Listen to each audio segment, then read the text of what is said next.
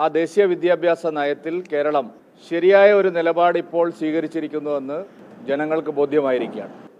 ദേശീയ വിദ്യാഭ്യാസ നയത്തിൽ ഒരു അപാകവുമില്ല, ഞാൻ മാറിക്കഴിഞ്ഞിരിക്കുന്നു, NEP-യിൽ എന്താണ് കുഴപ്പം എന്ന് പരസ്യമായി സമ്മതിച്ചതിലൂടെ കഴിഞ്ഞ 4 വർഷം ഇത് തടസ്സപ്പെടുത്തിയതിലുള്ള തെറ്റായ കാര്യം ജനങ്ങളോട് തുറന്നു പറയാനും വിദ്യാഭ്യാസ സമൂഹത്തോട് അത് മാപ്പ് പറയാനും ഈ സർക്കാർ തയ്യാറാവണം, വിദ്യാഭ്യാസ മന്ത്രി തയ്യാറാവണം എന്നുള്ളതാണ് ഒരു കാര്യം സൂചിപ്പിക്കാനുള്ളത്.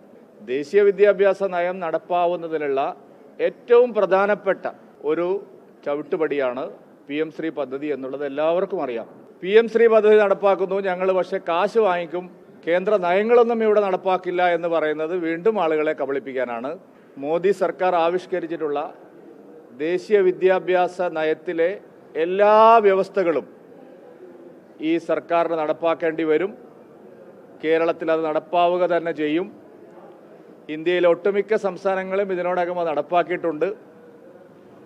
ഇവിടെ CPI-യെ പിരികേറ്റി UDF നടത്തുന്ന പ്രചാരണങ്ങളൊക്കെ അടിസ്ഥാനരഹിതമാണ്. കാരണം അവരെ സർക്കാരാണ് ആദ്യം ഇതിലെല്ലാം ഒപ്പിട്ടത്.